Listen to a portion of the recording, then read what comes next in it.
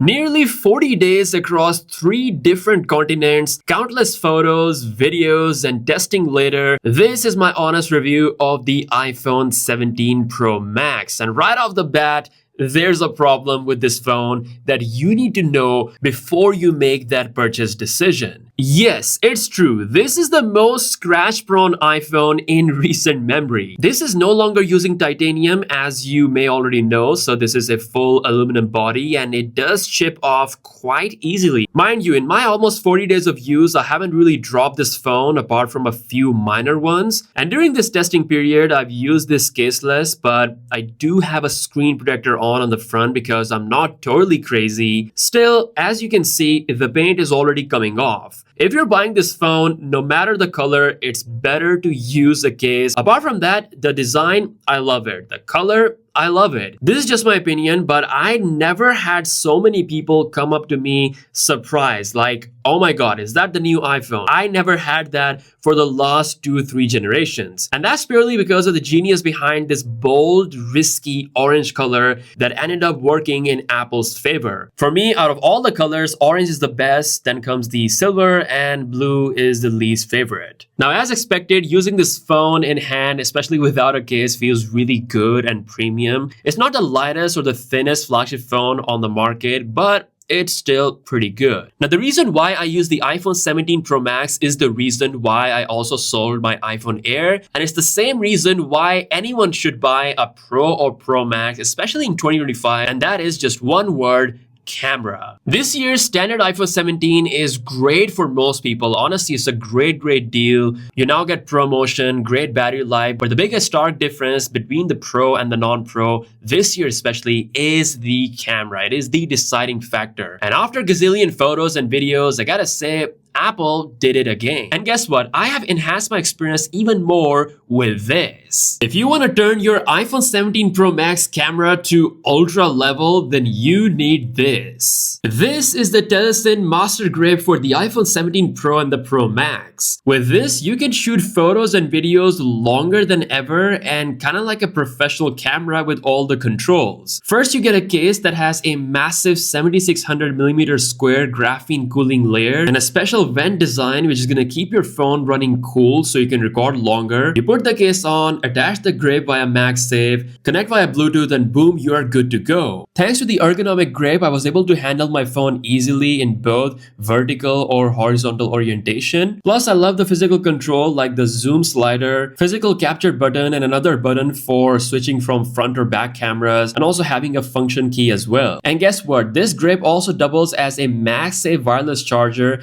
giving you an extra 1 hour of recording thanks to a built-in 3200 mAh battery. You can also attach other MagSafe accessories like the super clutch Telesin selfie light. This is a bright selfie light that you can rotate or extend in any angle or any orientation, giving you super flexibility. You can also snap on magnetic filters like the built-in UV, or you can grab others and instantly change your look. The Telesin Master Grip will take your mobile filmmaking to next level. Definitely click my special link in the description below. So how good is the camera performance in real world after testing this in multiple trips? Well, the biggest strong factor about the iPhone 17 Pro Max camera is that you get the best video on a phone. It is the king of 4K 60 FPS video, along with perhaps the best stabilization on any phone. The way it handles colors, exposures, and especially the noise in those dark scenarios, it is honestly amazing. All these videos that you're looking at were shot in the default camera app handheld, so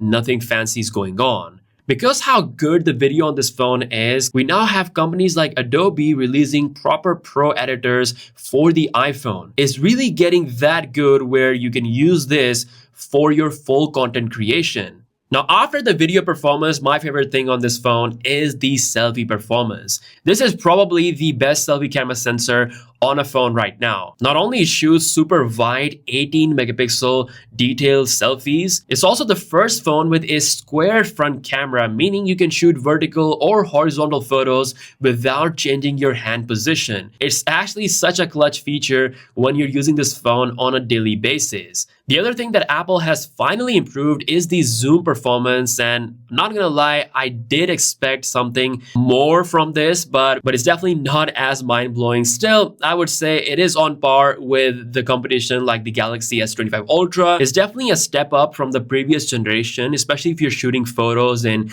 good lighting situation. The detail in photos, especially at around 20 to 25x resolution, is actually really good. Again, nothing too mind-blowing like the zoom you get on, let's say, Vivo X300 series or the latest Oppo Find X9 Pro. Still, for the usable scenarios, this is actually pretty good and a step up compared to previous generation. Same thing for the ultra wide angle lens. It's also my most used lens, especially in good lighting scenarios. However, it does take a hit when you're in the low light scenario. So in those situations, I still rely on the main sensor. There are two things I don't like. First is the lens flare issue is still present at night under certain situations, and the fact that it still doesn't have a proper night mode portrait option like I have on my Galaxy S25 Ultra. What's weird is that I can actually take a night portrait on my 16 Pro Max using the 1x night mode option, but it still doesn't work on the 17 Pro Max and on my iPhone Air. But apart from this, the daytime portraits, sheesh, they look insane. Just look at these shots I took in Germany. Can you believe that they were taken on a phone? The detail level for the portraits as well as the standard shots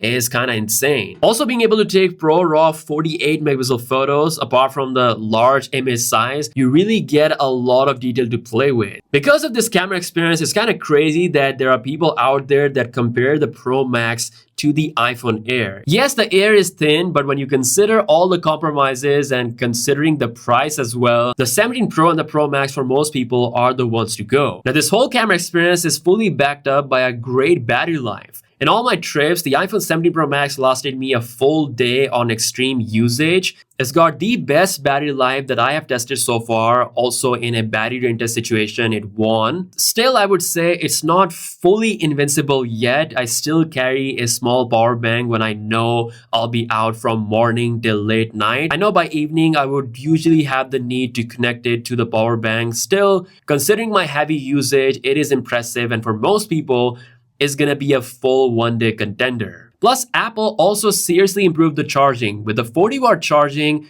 this is the fastest phone I tested in the first 20 and 30 minutes interval. The iPhone 17 Pro Max can charge up to 50% in just 20 minutes, and it can charge up to 70% in 30 minutes, which was faster than the Galaxy S25 Ultra. Now, after 30 minutes, it goes into trickle mode to kind of optimize the charging flow. So the final charging time was less than the Galaxy S25 Ultra. Still, if you want juice as quick as possible, it was the fastest one. Honestly, 50% in just 20 minutes is pretty good. Now, I don't have much to say about the display of the iPhone except it is pretty good, but not quite on the level of the Galaxy S25 Ultra. It doesn't have that anti-reflective coating, so outdoor experience-wise, I still prefer the S25 Ultra, but the bezels are crazy thin. Colors are great. Watching media or playing games on this is an awesome experience. Plus, the A19 Pro chip inside this is a beast. Now, with the addition of a proper enhanced vapor cooling chamber, it sustains high performance for a longer time. Plus, Apple is the only company that offers actual console level games for the iPhone 17 series. So playing Resident Evil on this with a controller is actually a really good experience. And yes, with the A19 Pro, you do get better frame rate. This game did run pretty good on the 16 Pro Max last year, but now with the A19 Pro, you're not only getting better performance, but because of the vapor cooling chamber, you're able to get that good experience for a longer time.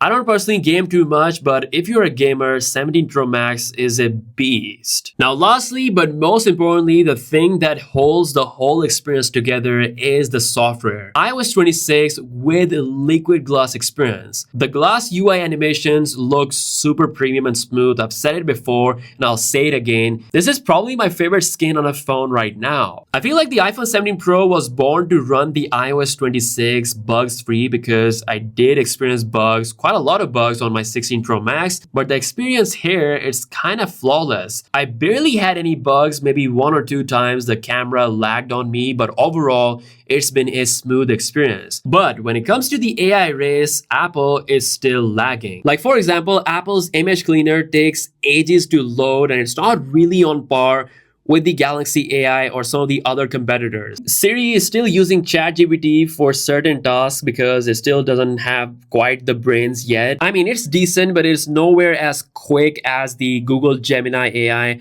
on Android flagship phones. Apple truly is behind the AI game and it's not even close. Apart from all the AI stuff, iOS 26 is good. It is smooth, it's optimized, and it works amazing with other Apple products, especially if you use a MacBook Pro. So what's the final verdict? Should you buy it or should you not? Well, it is very important to highlight the fact that next year is going to be the 20th anniversary iPhone. And as you may know, that iPhone is going to have the biggest changes, just like 10 years ago we had with the iPhone 10 and just like with the original iPhone in 2007. Keeping that in mind, if you're using the iPhone 16 Pro Max or 15 Pro Max, I honestly wouldn't really recommend to upgrade. If you're using the 14 Pro Max, yes, you can consider upgrading, but then again, if you can hold on longer, next year is the iPhone 20. Let me say it again, 17 Pro Max is fantastic. Some of these features are honestly really good and appreciated. The overall camera experience, battery life, and everything you get with this phone is honestly